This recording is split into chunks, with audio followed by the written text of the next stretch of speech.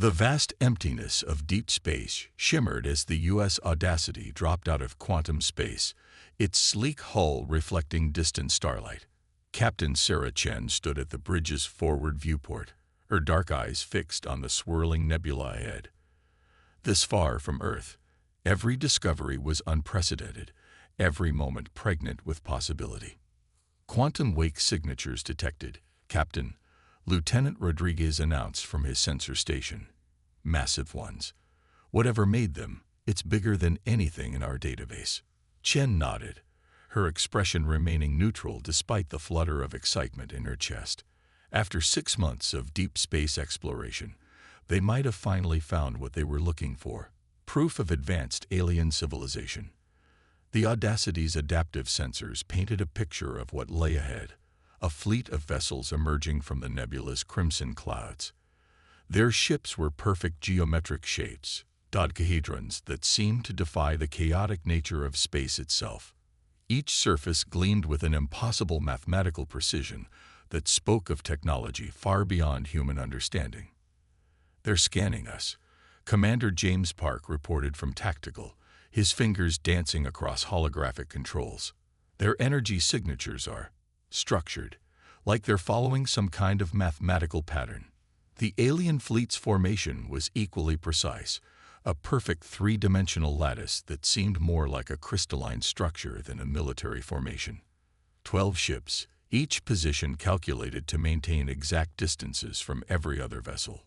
Opening communications on all known frequencies, Communications Officer Yuki Tanaka announced. Translation matrices standing by. The response came not as words, but as pure mathematics, equations and theorems that the ship's AI struggled to convert into human language. When it finally succeeded, the message was both clear and bewildering. "Anomalous vessel, you represent a statistical impossibility. Your presence here violates the grand theorem of civilizational development. Submit to analysis or be eliminated." Chen exchanged glances with her bridge crew. 6 years of first contact training, and nothing had prepared them for this. "Send our standard greeting package," she ordered. "Let's see how they handle a little human chaos." The alien response was immediate and dismissive. "Your technological level is insufficient for deep space travel. Your ship's configuration defies logical progression. You cannot exist." "Well," Chen said with a slight smile, "I've never been very good at following other people's rules about what's possible." She straightened in her command chair. "Battle stations, but no aggressive moves. Let's see what they do when faced with something their equations can't explain." The alien fleet began to move, their perfect formation maintaining identical distances as they surrounded the Audacity. Their weapon systems hummed to life, each one charging in perfect synchronization. "They're targeting our power core," Park reported. "Their weapons are beautiful, actually, like watching a mathematics thesis come to life."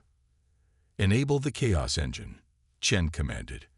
The experimental drive system that had brought them to the edges of known space spun up, its quantum fluctuations deliberately introducing uncertainty into the fabric of space-time around the ship. The effect on the alien fleet was immediate. Their perfect formation wavered as their sensors struggled to maintain locks on a target that seemed to exist in multiple probability states simultaneously. "They're broadcasting again," Tanaka reported. They're demanding we explain how we're violating the laws of physics." Chen's smile widened. "Send them our response. Humanity wrote its own laws." The alien ship's perfect formation finally broke as they attempted to adjust to the Audacity's impossible behavior. Their weapons fired in precisely calculated patterns that passed harmlessly through the quantum probability field generated by the Chaos Engine. "Their targeting algorithms are failing," Park reported with a hint of satisfaction. "They can't hit what they can't predict." The Audacity's own weapons remained powered down. This wasn't about starting a war. It was about proving that humanity deserved its place among the stars, even if they'd gotten there by breaking all the rules. "They're retreating," Rodriguez announced as the alien fleet began to pull back, their perfect formation now in disarray. "But they're leaving behind something. Some kind of beacon or probe. Chen nodded. Let them watch. Let them try to make sense of us. Humanity's greatest strength has always been our ability to defy expectations. She turned to her crew. Set course for the nebula. Let's show them what else is possible when you stop believing in impossible. The U.S. Audacity moved forward, its chaos engine humming with possibilities, leaving behind a fleet of aliens who would soon learn that in a universe of perfect order, sometimes the most powerful force was a species that embraced imperfection. Deep within the Crimson Nebula, the U.S. Audacity prowled through clouds of stellar gas, its sensors probing the mathematical perfection of the alien beacon left in their wake. In her ready room, Captain Chen studied the preliminary analysis with growing concern. It's not just a monitoring device.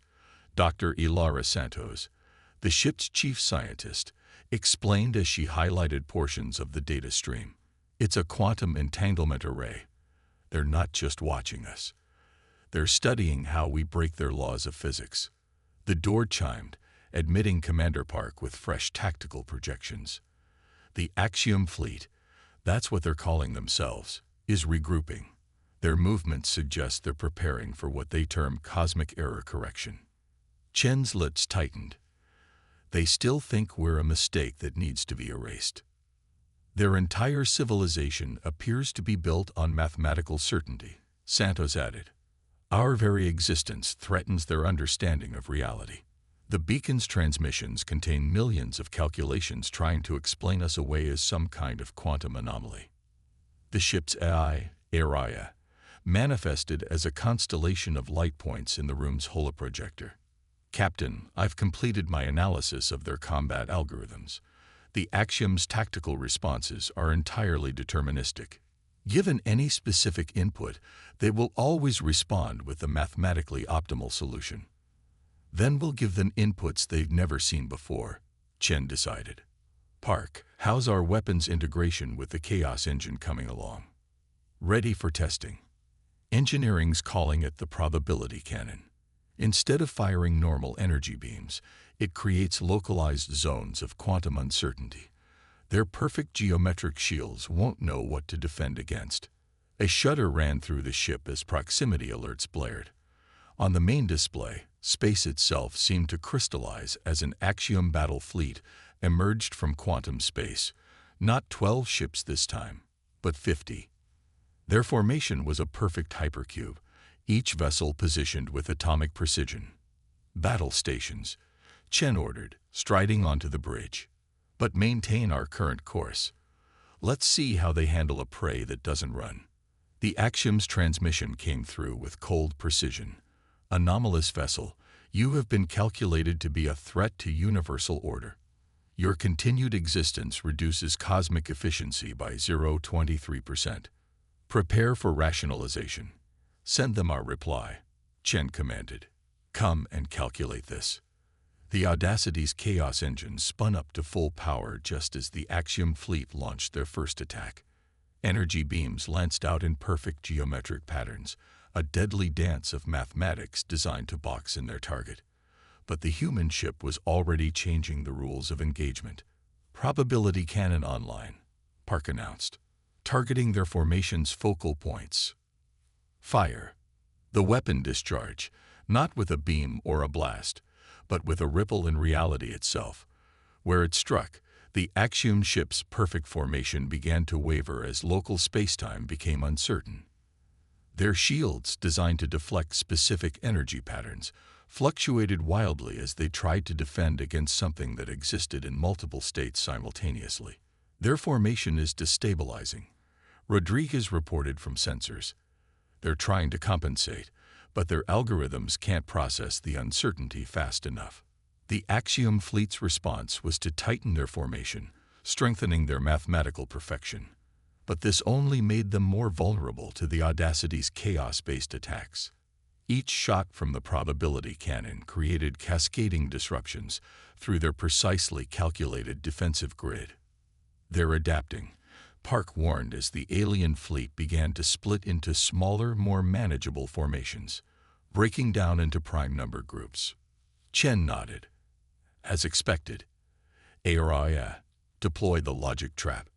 The ship's AI released a swarm of quantum probes, each one programmed to present the Axiom ships with a different mathematical paradox.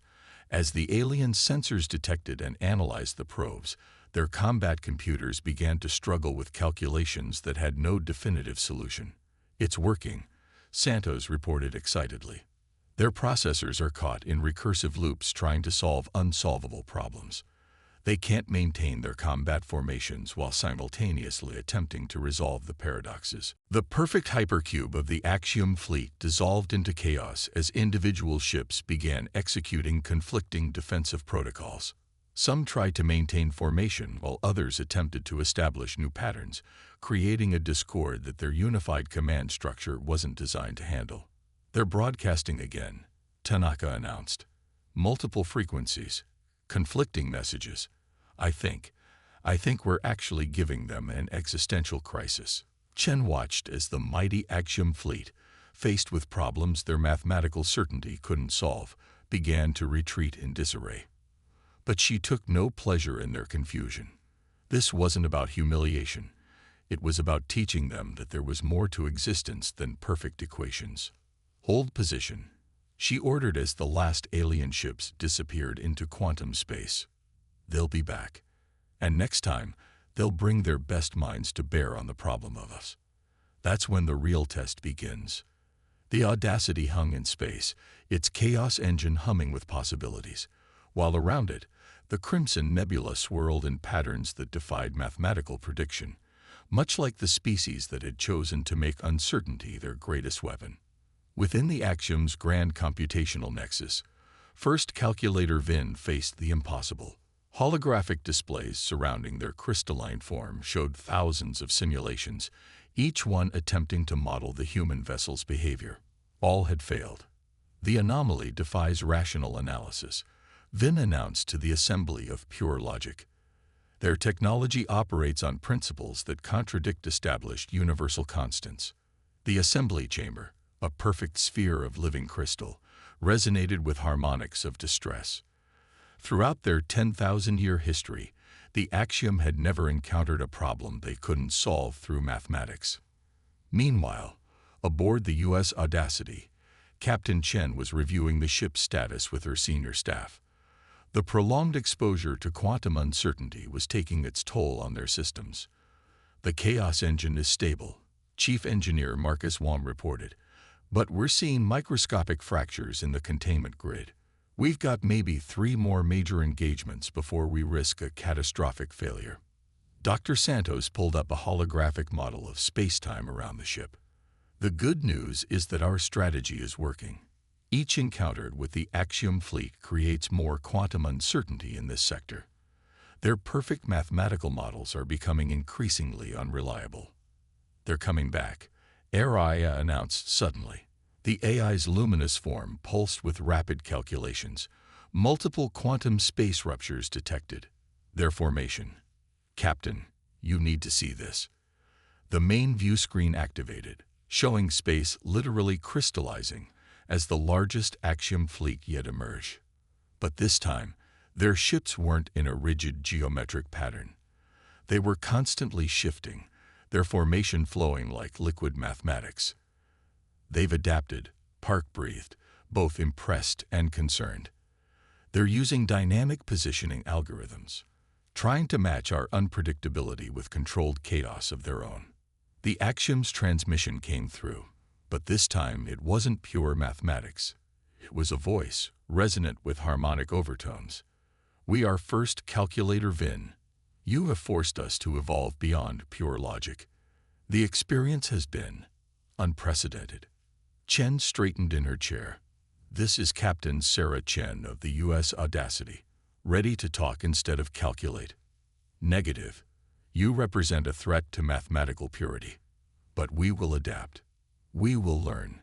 We will incorporate your chaos into our equations." The Axiom fleet surged forward, their new formation rippling like a wave function made manifest. Their weapons fire was no longer in perfect patterns, but followed probability curves that made them far harder to predict and evade. "Chaos engine to full power," Chen ordered. "Deploy all quantum probes. Let's show them what true adaptation looks like. The battle that followed was unlike anything in human or axiom history. The human ship danced through space-time probability clouds while the alien fleet tried to box them in with ever-shifting mathematical constructs. Their attacks are getting through our uncertainty field, Park reported as the ship shuddered. They're learning to target probable locations rather than exact coordinates. In engineering, Wang and his team raced to keep the Chaos engine stable as reality itself seemed to flex around them. The containment grid is failing.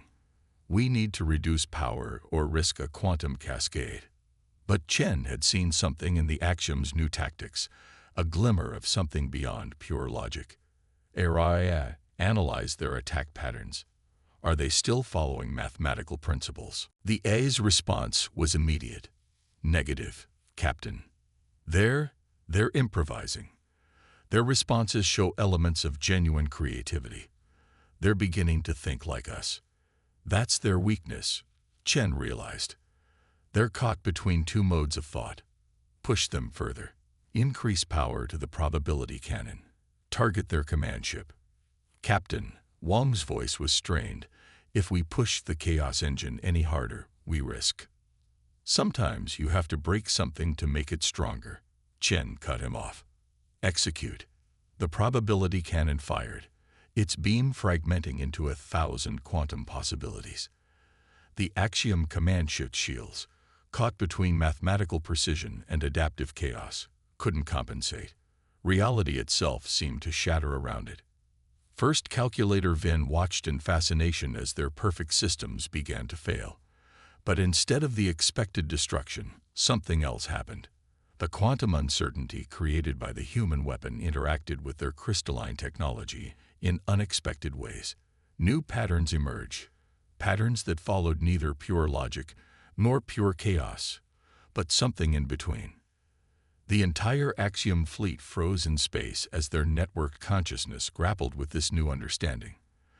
Their transmission, when it came, was filled with something that sounded almost like wonder.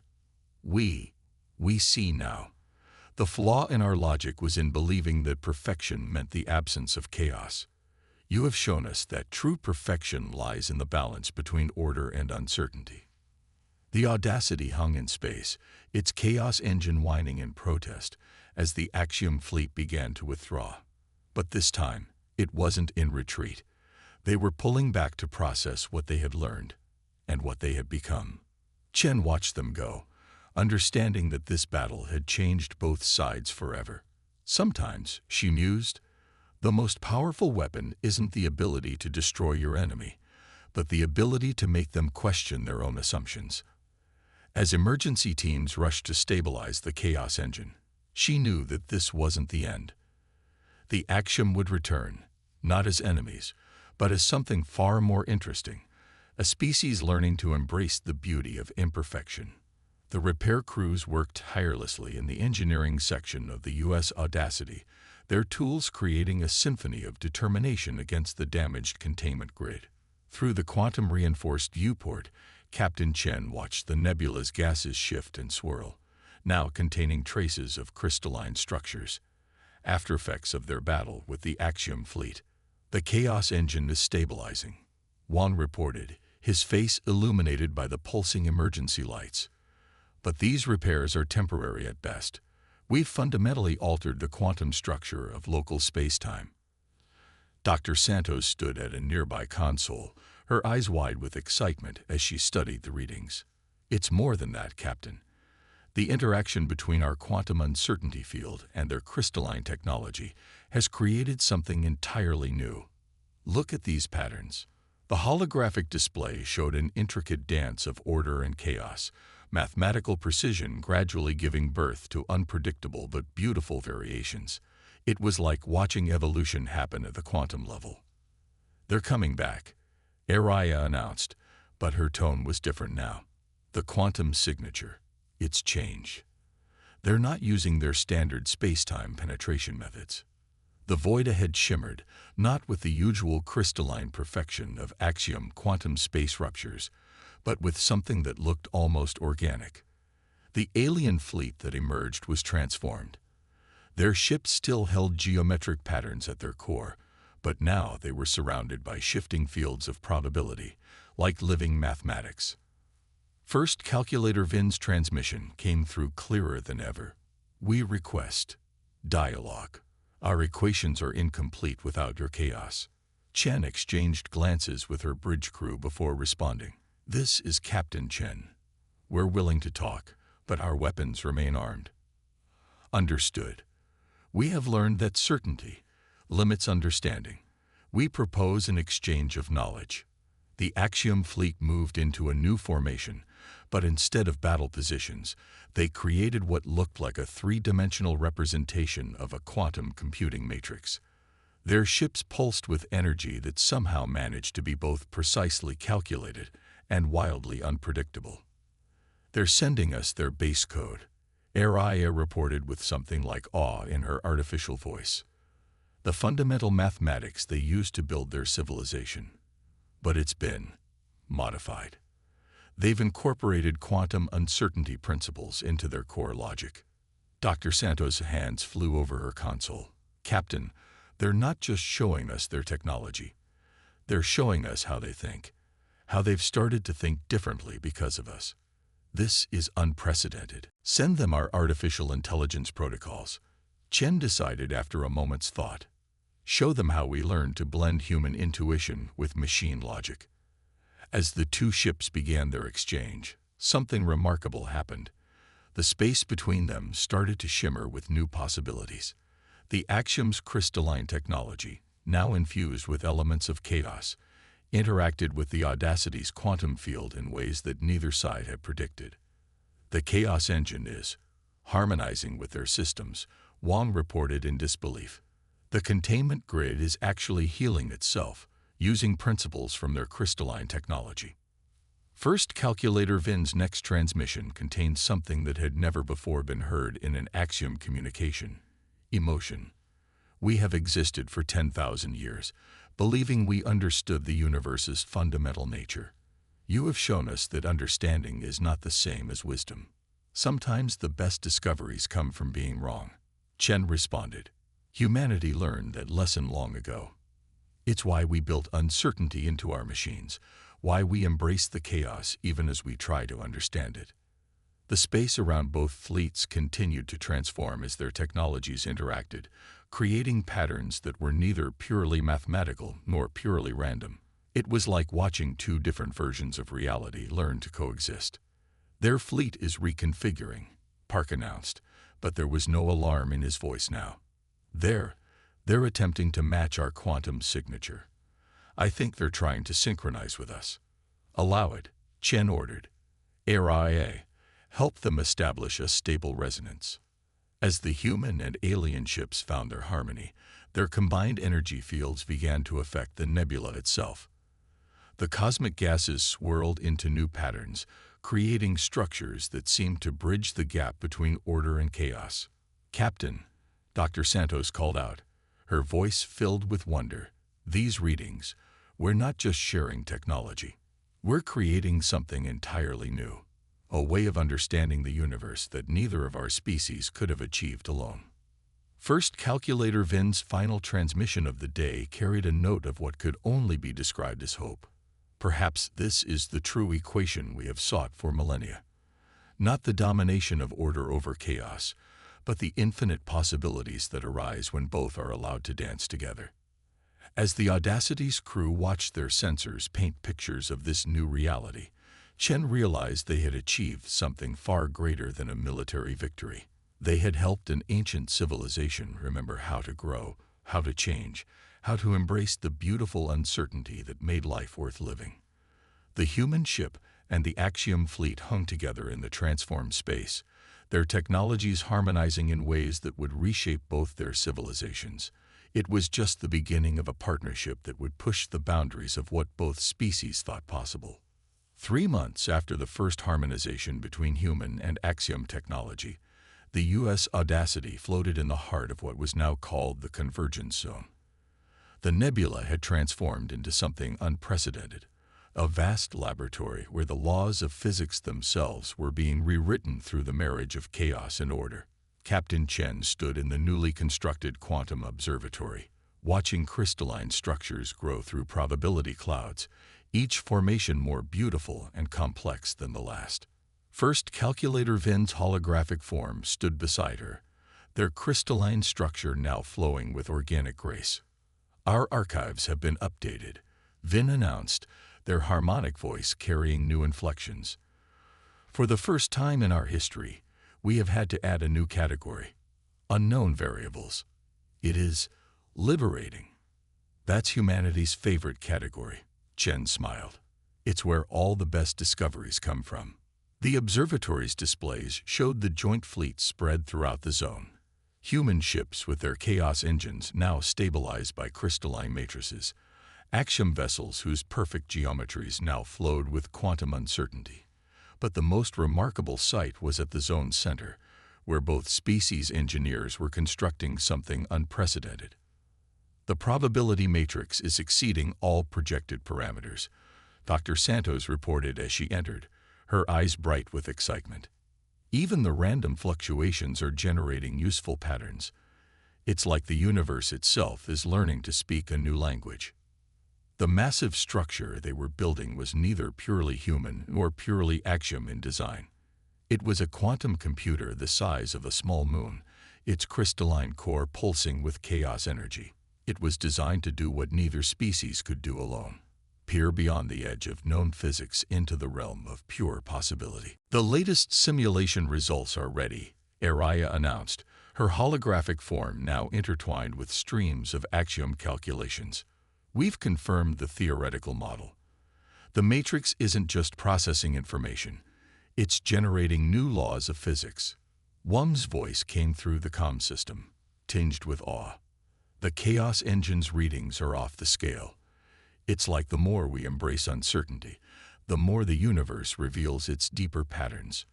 Chen turned to Vin. "Are you ready for the next phase? Once we activate the full matrix, there's no calculating what might happen." "That uncertainty," Vin responded, their crystalline form shimmering with what might have been excitement, "is precisely why we must proceed. Our species spent millennia seeking perfect order, never realizing that perfection itself was our prison." The probability matrix pulsed with increasing energy as final preparations were made. Throughout the fleet, human intuition and axiom precision worked in harmony, making millions of adjustments as reality itself seemed to hold its breath. "All ships report ready," Park announced from the bridge. "The axiom fleet has achieved quantum synchronization with our chaos engines. The matrix is at full power," Santos added. "Probability fields are stable. Well, as stable as quantum uncertainty can be." Chen shared a final look with Vin before giving the order that would change everything: "Begin the evolution." The probability matrix activated, its enormous structure becoming both solid and fluid, certain and uncertain, present and potential. The space around it began to transform as new physical laws birthed themselves from the union of chaos and order. Through the observatory's windows, they watched reality reshape itself. Colors that had never existed before blossomed in the void. Time began flowing in patterns that defied traditional physics, but followed a deeper logic that both species were only beginning to understand. "We are receiving data," Vin announced, their voice filled with wonder. "The patterns, they are neither random nor ordained. They are alive." The matrix had become a window into a higher level of existence, where the distinction between mathematics and nature, between order and chaos, simply dissolved. It showed them a universe far stranger and more beautiful than either species had imagined. "Multiple quantum signatures detected," Araya reported. "We're receiving signals from other realities, other versions of space-time that operate on different principles." "We haven't just changed our understanding of the universe," Santos breathed. "We've changed the universe's understanding of itself." As they watched new forms of matter and energy dance through space, Shen realized that this was humanity's greatest achievement: not conquering the unknown, but embracing it. Not solving the universe's mysteries, but giving it new mysteries to explore. "What now?" she asked Vin, as reality continued to transform around them. The first calculator's response carried the weight of an ancient species reborn. Now we do what both our species do best. We adapt, we explore, we evolve. But most importantly, we do it together, balancing your chaos and our order to chart a course into a future that neither of us could have imagined alone. The U.S. Audacity and the Axiom fleet hung in the transformed space, their combined technologies humming with possibilities, as the universe unfolded around them in ways that defied both logic and randomness. They had reached evolution's edge, and what lay beyond was a frontier worthy of both their species' greatest dreams. In the end, it wasn't humanity's defiance or the Axiom's precision that had changed the universe. It was the recognition that true advancement came not from choosing between order and chaos, but from learning to dance with both.